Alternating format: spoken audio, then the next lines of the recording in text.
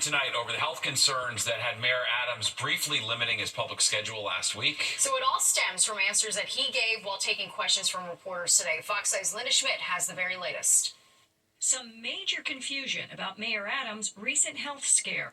Today, he addressed why he dropped his public schedule last week. I was feeling real pain in my side, and I didn't know what it was. Not many things scared me, but I was concerned. The mayor says he underwent a series of tests, and thankfully, the results came back negative.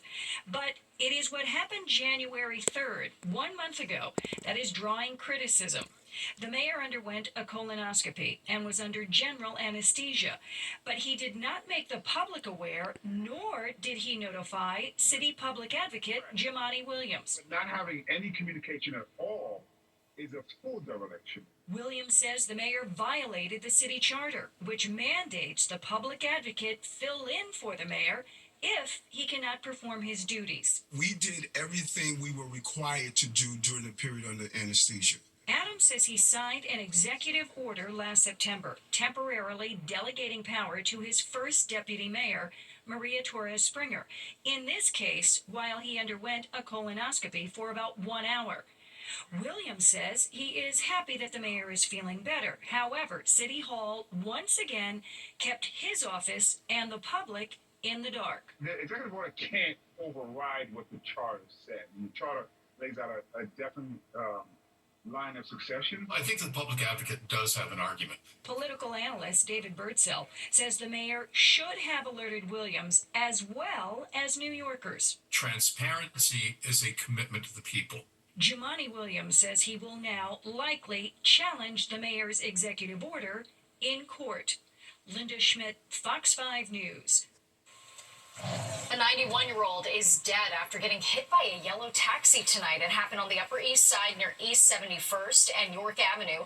Police say the taxi crashed into another car, causing the taxi to hit the woman as she crossed York Avenue. She was taken to the hospital and pronounced dead. The taxi stayed at the scene, and the investigation is ongoing. The death of an inmate at the hands of corrections officers in an upstate prison has been ruled a homicide. Body camera footage showed the officers beating Robert Brooks while he was handcuffed in December. Brooks was pronounced dead the following morning. More than a dozen correctional officers and 2 nurses were suspended without pay. A grand jury will hear evidence in the case to determine what charges will be filed. Brooks' family is demanding justice and has filed a series of lawsuits against the state of New York. A candlelight vigil held in Arlington, Virginia tonight for the victims of the deadly mid-air collision. 67 people were killed when a military helicopter crashed into a passenger jet last week over the Potomac River outside Washington, D.C. Among those taking part in tonight's vigil was Virginia Senator Tom Kean. Officials say all the victims have been identified. The NTSB says it's examining new data that could put the helicopter above its 200-foot flight ceiling. Cosmetologist under arrest accused of providing dangerous beauty treatments. This is a picture of one of her clients. The Queens DA says the woman went to Femin for Botox, collagen, and other treatments, but instead was repeatedly injected with unknown substances. Min is charged with assault, unauthorized practice, and reckless endangerment. The DA says anyone who went to her Flushing business should contact the Queens Consumer Fraud Helpline. Wow. Well, Congress holding a hearing today on the state of American education. Now, this comes amid efforts from President Trump to dismantle the federal education department. All right, so what would that mean for students across the country? Fox 5's Michelle Ross takes a closer look. The White House is preparing an executive order to dismantle the Department of Education, but President Donald Trump would need approval by Congress. It's a promise he's talked about for years, and more recently on the campaign trail. We're going to be giving back to the states. Let the state run education. The New York City Schools Chancellor says if the federal DOE no longer exists, $2 billion would be cut from the city's DOE budget. But she says the way the state distributes that funding to schools needs to be reformulated anyway. More than ever, we really need the state to do its part. The city has done a phenomenal job over the last few years, and we want to make sure that we take advantage of state funding that is available to New York City public school students, particularly for students in temporary housing or other vulnerable populations. Joseph Ricca is superintendent in White Plains, which receives over $1 billion in funding for Title I, which is federal funding for extra support in schools with a high percentage of low-income families. How will the funding mechanism related to things like Title I, right, which was instituted to make sure that we are supporting our neediest students, how will those funding mechanisms continue to play out in the absence, potentially, of a Department of Education? And I think that's really what remains to be seen. Students nationwide have still not recovered from the pandemic, with math and reading scoring at lower levels. The United States spends more money per student than many other major countries, yet our students underperform compared to those countries. So the question is the return on investment worth it? The question that remains to be seen is if the Department of Education were to be changed or even abolished, how would the federal government make sure that those tax dollars that are coming from working Americans all across the country are going to continue to support their local schools? Michelle Ross, Fox 5 News. Well, you might think youth sports is all about the game and what happens on the field, but it is so much more than that. That's right. Coming up, we'll look at how the lessons kids learn in youth sports last a lifetime. And you might think of the Tri-State strictly as Jets or Giants territory, but ahead of Super Bowl Sunday, we're finding that not all football fans follow the same flock.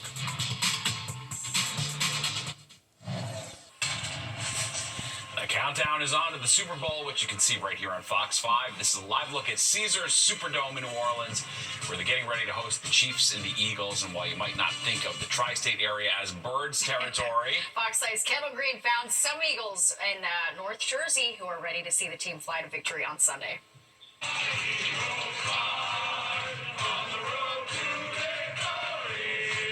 There's no question who this flock of fans will be cheering on for Super Bowl Sunday. A big group of us, probably about 100 of us, will be hanging out here at the Grasshopper off the green in Morristown, New Jersey. And they'll be decked out in their green gear like Mike here. You got the shoes, you got the chain, you got the eagle, you got the hat, my guy, with the jacket. As members of the Eagles Nest hope to dethrone the Kansas City Chiefs Sunday. It doesn't matter how it's done.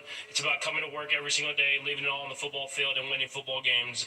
Vying for the first and only three-peat as Super Bowl champs in NFL history. We've got an answer for what they got coming. Making some bold score predictions. 35-27 Birds. 30-20 Birds. 31-21 Birds. 28-20 Birds. And bring again some artifacts from a throwback to 2018. This was a mask the Eagles wore in 2018 when they won the Super Bowl because they were underdogs every game in the playoffs.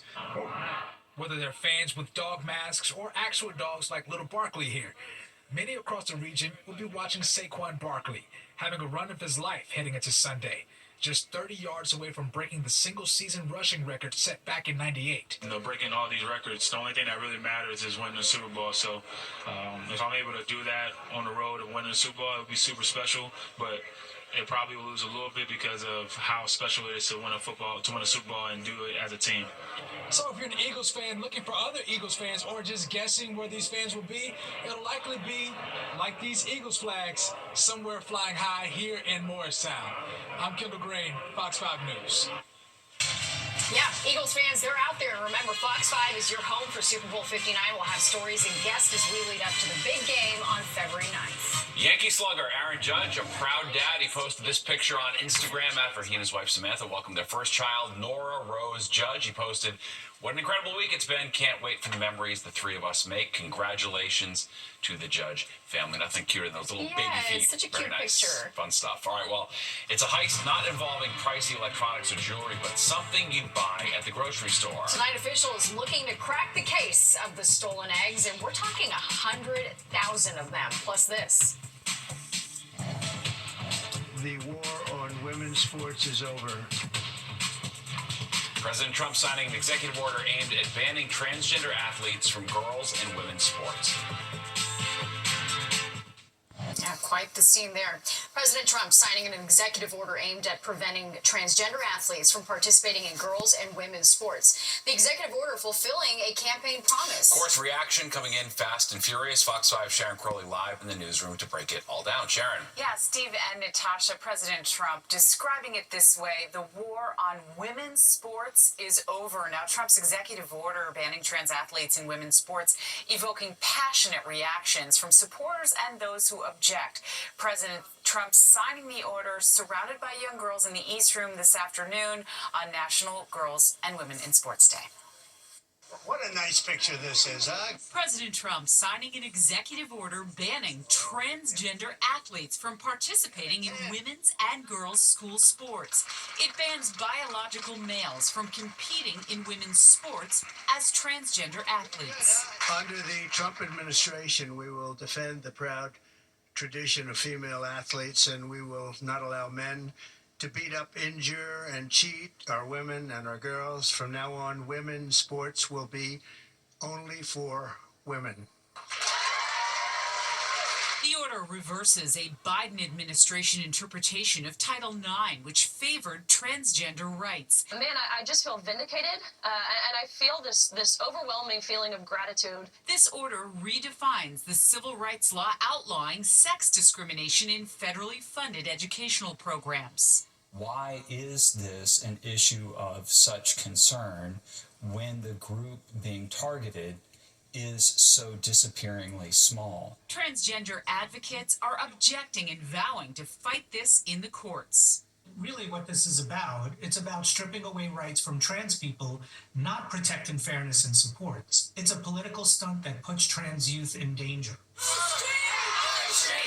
Monday night, demonstrators protesting another Trump executive order against giving people under the age of 19 gender-affirming medical care. Trans activists gathering outside NYU Langone Health after the hospital canceled patients' appointments, fearing a loss of federal funding.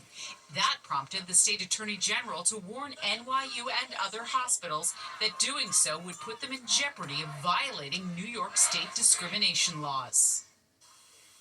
And the president is urging the U.S. Olympic Committee and the NCAA to follow his lead and not allow transgender athletes to compete in women's events.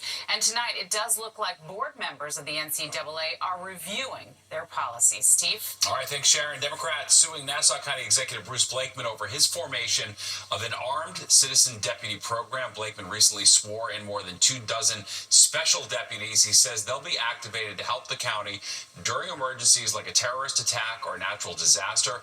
Those opposed are calling it a political power grab by Blakeman. They want to know where the funding's coming from. They also say the Nassau County PD is capable of handling these situations. It's clear that this is not about community protection. It's about political control. And that's what he's using them for. It's dangerous, it's illegal, and it affects all of us. Blakeman gave us a statement calling the lawsuit frivolous. He added many of these special deputies are retired military or members of law enforcement. A settlement has been reached over allegations of player abuse in the National Women's Soccer League. New York AG Letitia James announcing the league will pay $5 million in restitution.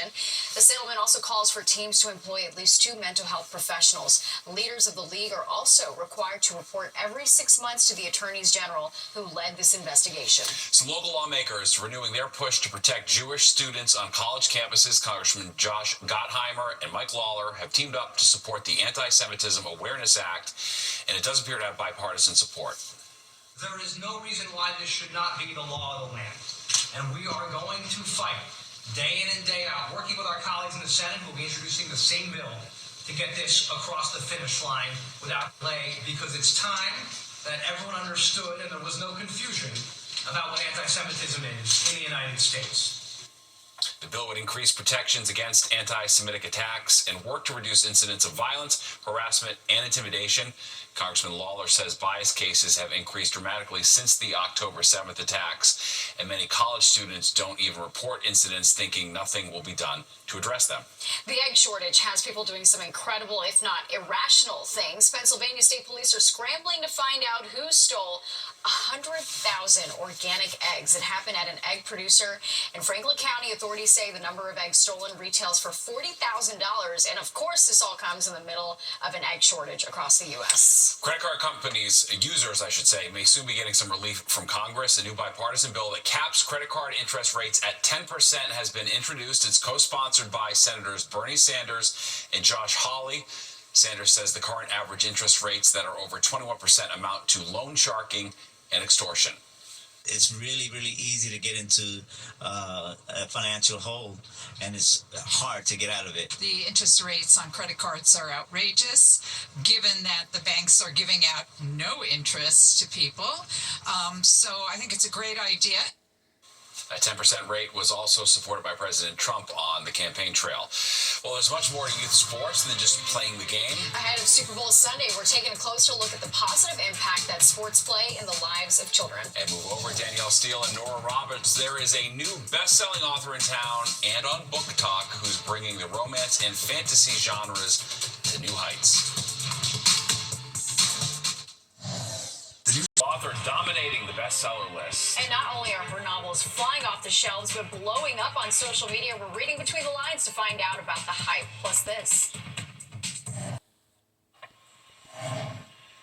There's a best-selling author whose tales of romantasy, that's romance and fiction, are a big hit with readers. Her name is Rebecca Yarros, and she's selling books at numbers usually just seen with young adult authors. Fox 9's Teresa Priello has more. It's the fastest-selling adult novel in 20 years. Not since Harry Potter has a fantasy book, or in this case, romantasy novel, swept readers off their feet, immersing them in the highly complex, politically charged world of the Basgiath War College and the Dragon Riders of the Fourth Wing. Are you guys tempted to read it? I am, because it's so hyped. I think everyone at work is talking about it too. I need to get behind it. It's everywhere. She's not kidding. 2.7 million copies sold the first week. Lines at midnight to snag a special edition copy. Millions of hits on social media. Discussions and theories and spoilers for days. At a time where there's so much to do and watch and read, nothing is quite hitting like Onyx Storm and the Imperium series. Jack Kiono is with McNally Jackson, Prince Street. That first week, we could not keep it stocked on the table. We would put out a stack. It would sell out couple minutes maybe. It begs the question, why? Why the hype, the rush, the frenzy to get your hands on a physical book that you could just download on a Kindle or listen to on audio without ever needing to leave the comfort of your home? You know, it's like the Harry Potter effect. It's like when the next in the series comes out, the same people are going to come out and grab it. As somebody who has read all three, it's more than that. It's a sexy escapism at a time when the author, Rebecca Yarros, has purposefully brought you, the reader, along for the ride. And in turn, she delivers one heck of a story. As soon as I started reading it, I couldn't stop. I love it so much. It's so entertaining. For those readers who have read all 572 pages and still can't get enough, or are simply maybe confused about the ending, you should know there is a Fourth Wing TV show coming to Amazon soon, and Rebecca Yarros has also planned out books 4 and 5. In Soho, Teresa Priello, Fox 5 News. It's funny because you know who got me into that whole series? Teresa. Yeah, I know she's a big fan. And She's the one who downloaded it, and it's good. Yeah, it's really it's good. funny how things capture everyone's attention at certain times. All right, let's go to Nick now for a look at the forecast. We've got a messy morning on the way, right? Going to capture your attention with that for sure. Yes, the snow's coming in about 3-4 in the morning, so it's going to make for a very messy morning commute because there's also going to be a combination of sleet and freezing rain mixing in to add sort of little treacherous driving conditions to the mix there. All right, clouds on the increase now. Cold day, 36-26 the split. We should be between 40 and 28, so a little bit below that. Hey, one of the colder days in New York City, though, happened back in 1918. -6 for the record low, and, well, that 70 is not happening anytime soon. Right now in New York, 32, clouds overhead, wind southeast at 6, humidity up a little bit, but dew point still pretty dry at 10, so it's going to take a while for that moisture to get here with a very strong pressure reading of 30.37. All right, temperatures are cold enough for snow for sure. We're at freezing or below from New York City, just about everywhere else. Look at East Hampton, 18 right now, 22 Poughkeepsie to Sussex, 31 to Belmar, and lower 30s to 20s. You move into eastern Pennsylvania. Winds coming around to the east. It's about 5 to 10. It will stay that way for tonight and again on into tomorrow.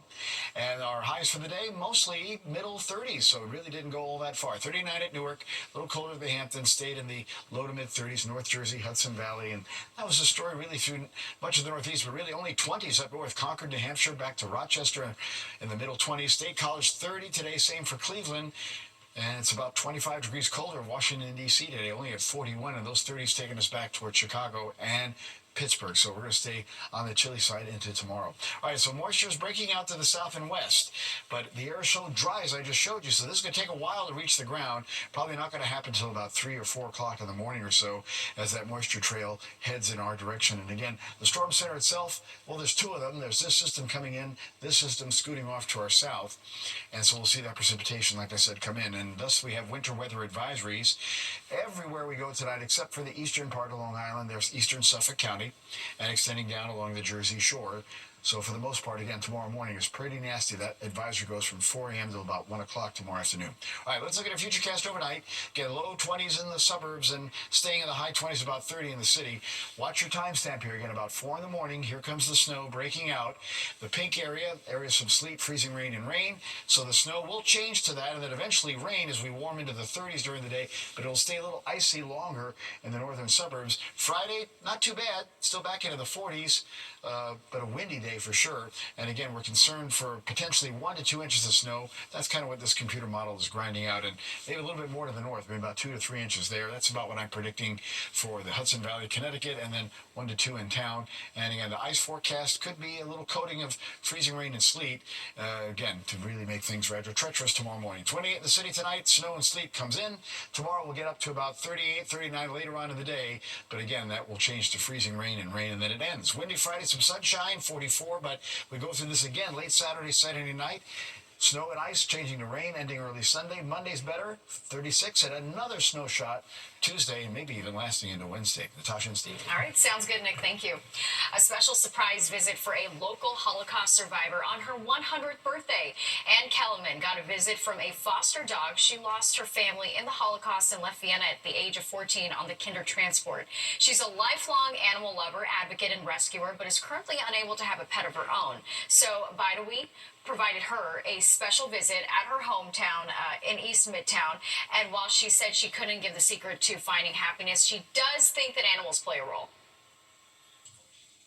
I cannot tell you that. I think you have to find your own. I cannot tell you of a prescription. But I think animals are very important in that. She's amazing. Baidowi, which means stay a while in Scottish, is one of the country's oldest animal welfare and pet adoption groups. Lovely story. Yes. Well, it's a chocolate shop with a unique mission. Not only is it serving up sweet treats, but it's also helping adults with autism.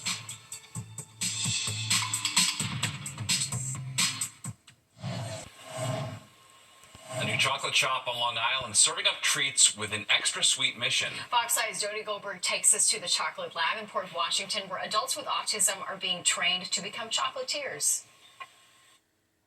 Walk inside the Chocolate Lab in Port Washington,